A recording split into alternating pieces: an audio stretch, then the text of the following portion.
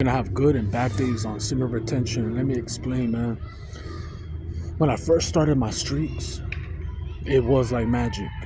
I couldn't believe it.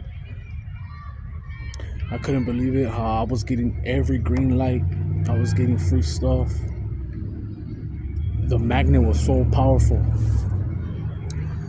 And this is before I even started reading the Bible. That thing enhanced it even more. And of course, if you do other things like eye retention, they call it eye retention. I don't know who made that shit up, but it's dope. Where you don't stare at nothing, no corn, no women. You protect your eyes from lusting from everything, right? It becomes even more like your eyes become even whiter.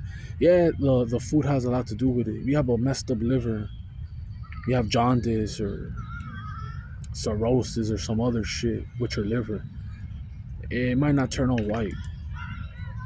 Or if you're taking medication. But you're gonna also have bad days, and those bad days, like, I'm shocked, man. I still could end up in jail, man. I have times and days where I'm like, damn, I can't believe those thoughts entered my mind. I can't believe that I even entertained that shit. And when I say that I can't believe it, is on semen retention. Without semen retention, without any guidance or any word of God or anything like that, of course you expect it. We're all sinners, man. But when you know from right from wrong and you still entertain those thoughts, those seeds, it's another thing. And it could end up happening, man. I don't know how many times, even in the workplace, and I didn't want to do it, man, but I was like, I already took them out. I already did this and that. And it was so close from happening.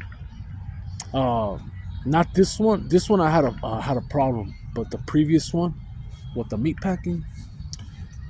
One day I didn't speak about this, but one day I asked this dude to bring me down a pallet to do the Yoshinoya teriyaki sauce, and the dude spoke to me horrible.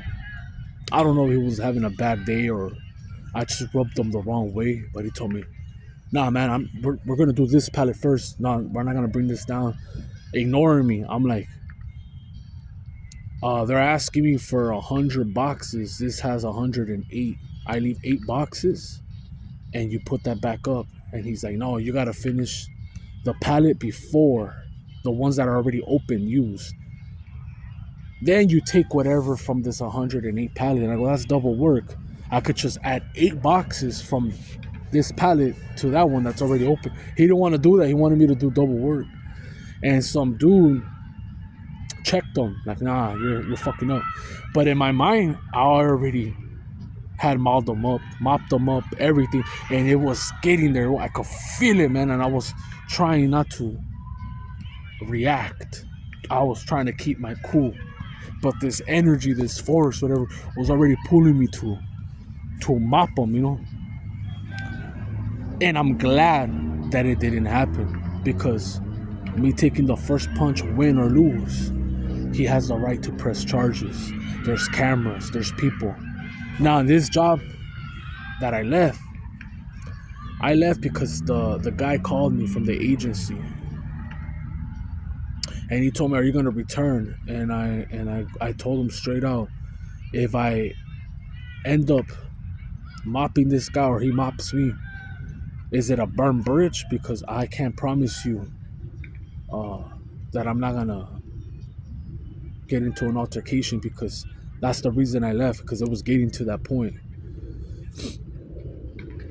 And he said, "Nah, man, just forget about it." So the bridge burned, the bridge burned already. He never called me back.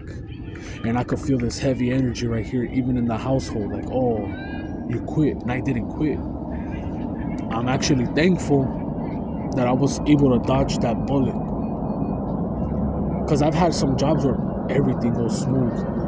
And the jobs that everything has gone smooth, it's so good to be true that they cut hours, costing, or they end up transferring. moving to different states. I can't tell you the names. I never. That's one thing about me. I don't give no names, man. I've never given the company names, even family members' names, nothing like that, just to protect their identity. Even my homeboys that I've spoken about. But you get the point. Now, I don't know how long I could keep dodging this shit, man.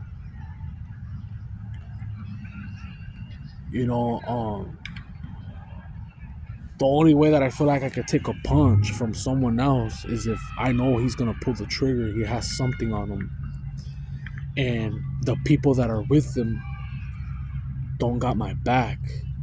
Let me explain. I'll give you an example. Like if a dude comes to me and wants to blow my head off, and he's talking his shit, I'm gonna be like, "Hey man, chill." But if people are with me, like, "Nah, I got your back," and I find a way to close the distance and maybe reach for it, I'll probably gamble it, man. But if those other people are with him and they're in the same page to inflict pain or even death, I'm willing to take the punch. I'm willing to, all right, you punked me, bro.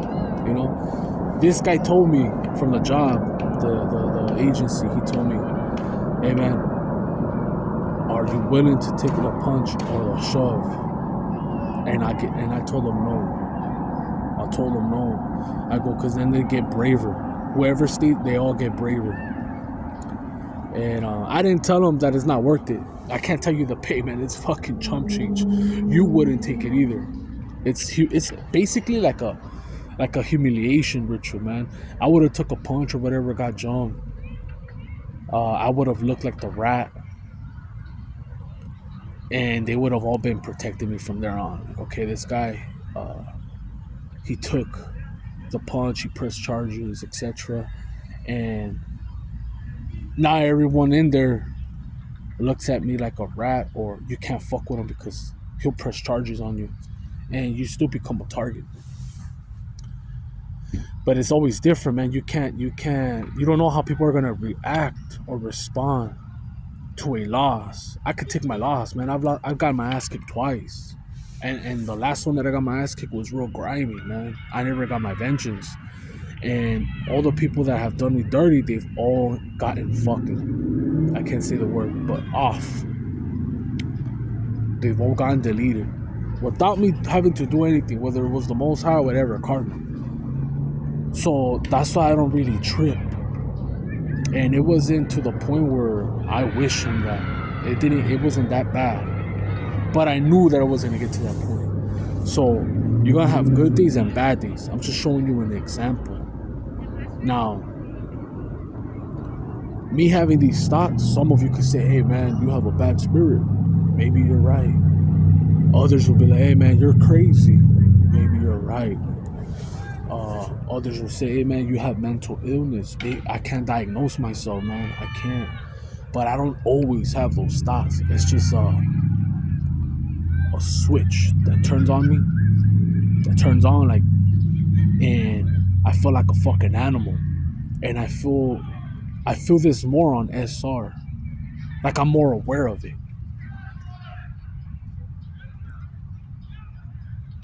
Before semi-retention, I wasn't aware. I was more in my ego, where I size people up thinking, "Oh, I could beat this one, I can't beat." I don't do that no more. Anyone could take me out at any moment. I don't judge nobody by their size, shape. As a matter of fact, I've had an older dude send people to blast me. So even the age is not a factor. I still respect my opponents, my ops. I don't ever doubt them or take them out of consideration or out the picture that they could take me out or inflict pain or humiliate me or embarrass me. I don't. I always just keep my head on a swivel. I'm protecting my six, whatever you want to call it. I'm on point. The way I move, a lot of people trip out, man, because they think that I'm gonna go at them the way they want me to go at them, and I don't. I held accountability when I fuck up, and I don't go back with fire and fire. But don't get it twisted either. Like, if you put me against a wall where I can't escape, that's where that thing pops up, man. And until you experience this fucking rage, this anger, because I've talked about this before to the day ones that have watched me, they've seen it. Like, damn, I know you got this dark energy, man, and it's not an everyday thing. For the most part, I'm in my own world. I stay to myself. I'm on hermit mode, and I like it that way because there's no toes being stepped on. I learned my lesson, man. When I told you guys the story, and you could go back to it with a neighbor, he pulled out a weapon on me for no reason. I've said this story and I'll say it again. We were drinking, me, my cousin, and his homies, and my cousin is like a dropout. He used to bang, but he didn't bang for long. He wasn't built for it. And we had, like, the week before, we had met some chick named Mina. She was bad, but she denied her kid. She said she didn't have kids. We went to her house. She had a vending machine. She had all types of, like, fútbolitos, air hockey. Like, you could tell that their parents had money. It was a 2-story house in a dead end street, and she wanted to get piped. And I got along with her brothers. Like, they were real cool, and she was looked as the black sheep of the family because she got pregnant and the guy left her, or she doesn't even know who the baby daddy is, as a matter of fact. So we were speaking about her name, and it happens to be that my neighbor, her dog was named Mina, which I don't believe. I've never heard her say that. And I would buy hot Cheetos and sodas from this lady. She would even fix my pants. I'll pay her like $5. If it had a hole, she'll sew them. Or if I needed a button, she knew how to, like, put the buttons on shirts that were real nice instead of buying a new one. And I don't know if it's true, but this lady, this bitch at the time, told her son that we were talking shit about her dog, and that doesn't give him no right to pull out a strap on us. So he's always been a pothead, and he's always been a loner. But the dude across the street would always hook him up with some ganja, and he would just tell him, "Hey man, if you wash my car, I'll hook you up." And I think that's the same guy that gave him that strap. So he comes out one day when we're drinking, and he says, "You guys are scandalous." And we offer him a beer and shit. He's like, "You guys are fucking scandalous," and he cocks it. And he's on one. He's sweating. I could feel the energy, and I felt like anything that we said, we were gonna get popped. So I told my cousin, "Hey fool, just go on this side, fool. Don't trip. You guys go dip. I'm gonna talk to this fool." And I told him, "Hey man, don't worry about it. We're gonna go inside, man. Just chill out." And he stayed out there, and then he started smoking a frajo. And the next day I was pissed off, and I came at him, and I called him out. And he didn't have that same energy. He didn't pull out the gun. My father stepped up too because he heard everything. And so I was all right. This fool's a bitch. Without a gun, without the meth, he's a bitch. So what ends up happening, he ends up moving to Wisconsin. From Cali, he goes to Wisconsin.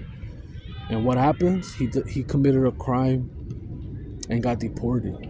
Now he's back to DF, Distrito Federal. And that's what I mean. Like, I didn't have to do nothing. I just had to dodge it. But in my mind, I was like, damn, man, I should have popped this fool. I should have fucking set him up. I felt like that. I felt like, damn, I'm a bitch. I didn't do shit about it, you know?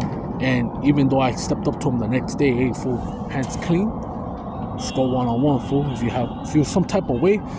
He said first because it was the dog. Second, because my cousin used to bang when he don't even bang. And the third one was because we were loud. So I told him, you know, you can handle this shit. He didn't want to, and I respected it. His mom was there, and I told his mom, if it's true about the dog, You have to watch what you do because your son could get hurt too. It's not a one-way street. And after that, the lady became humble and she knew she fucked up. She would always kiss my ass and talk to me, and I ignored her from there on. That's just an example, man. And I took my losses, but in the long run, other people have gotten fucked over even worse. I even spoke about a dude that he chin checked me. He chin checked me in front of a whole gang and ended up getting popped in another city. And I had nothing to do with it, but I'm just saying, like, it comes back. It comes back. So all I have to do, and I notice I have to, is check myself, control my anger. But it's hard. And there's gonna be people in here that practice this shit. They could be bipolar, that could have anger issues, that are not even meant to be this isolated. Like me, like uh,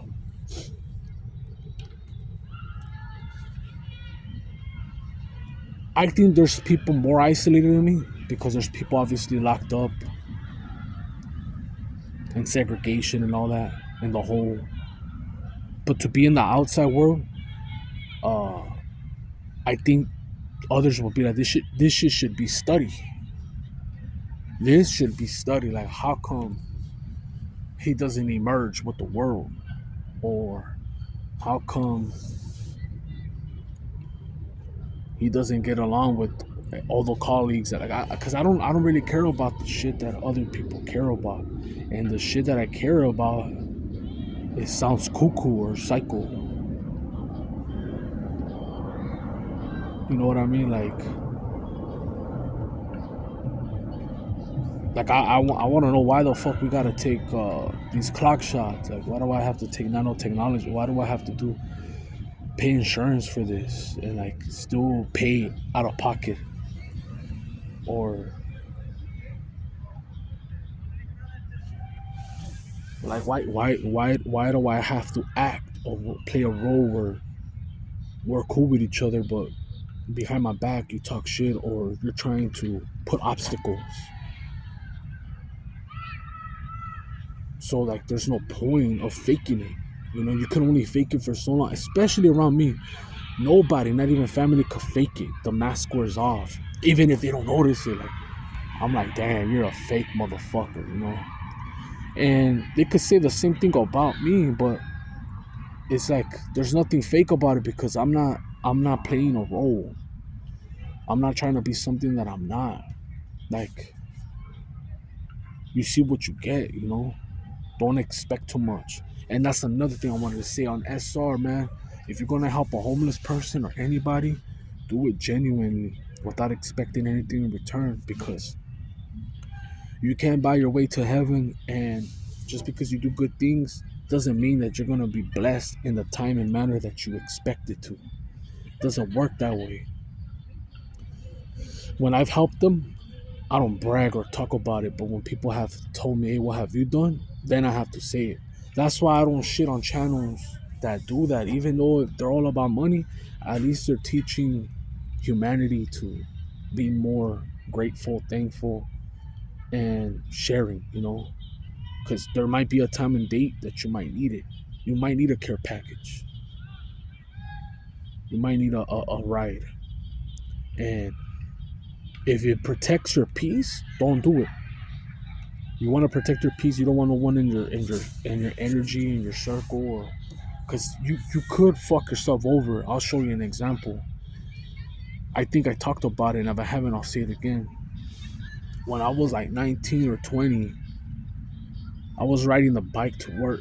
It was like 3 cities away, and this guy was a gangbanger, and it happens to pass by on Main Street from where I live, like 1 block away. And he would always catch me, and he told me, "Hey, dog, I pass through here every fucking day at this time. If you want to ride, I'll never charge you for gas. You could hop in with me, dog, and I could drop you back off at the same place. I'm not gonna go out of my way. The same place." And I said, damn, for real? And I thought he was bluffing. So one time I'm like, fuck, I'm gonna end up being late. He ended up showing up. And it lasted for like 2 weeks until I found out. He showed me all the straps that he had in his car, and he told me, if I ever see a fool from 18, I'm gonna run him over. Cause we have beef. That gang had beef with that gang. And I said, fuck, I can't be rolling with this fool. I don't know, like, if the cops pull me over and I say, oh, it's his gun, it's snitching. I don't even bang. And so I stopped taking the ride with him. And no one ever told me that or taught me that. This is just common sense. But you could end up giving someone a ride and they could have something on them. Or they could implant something in your car to set you up. Even a tracker device. You don't know who's who. So if you want to protect their peace, that's cool. Shit like that is cool. But you're going to help someone, don't expect nothing in return. Unless that person is a transactional person. It's a business. If business is good, you give what you return, what you receive. That's cool. I understand that. So when I have money, when I have something to give, when it doesn't really fuck me over, it doesn't hurt me, I give to the less unfortunate. Even though I'm not in a position to give, I'm fucking poor as my broke as fuck. But I'm not stupid either. There's like a limit with me, but I still got a heart. But that's just an example, man. Don't do it if you expect something back. Don't do it. You're gonna end up hating humans even more because everyone's out for themselves. I have to be selfish with my energy. I've always given even when I don't have none. And when you're depleted, burned out, and no one feels the same or their intentions are genuine, you could feel it and you're like, damn, like I made only $500 and I gave you $50, but you make 5,000 and you trip about $50. So not everyone has the same heart. And I have family like that are strategic like that. And it's all right, man. It's all right. Everything comes back. Even I have to pay my karma, my debt. Shit, I even heard. Don't know if this is true. But they have those things. Did you know? If you were to die, this is how I know that we're stuck in a prison planet, in a reincarnation fucking dome. Supposedly, the IRS knows a way to charge you if like a fallout happened, like a nuclear holocaust happened, like World War III or something. They will still be able to track you even if you die. They know where you're coming back. If you don't believe me, go search it up, look it up. I was like, what the fuck? But too much yapping and I'm out.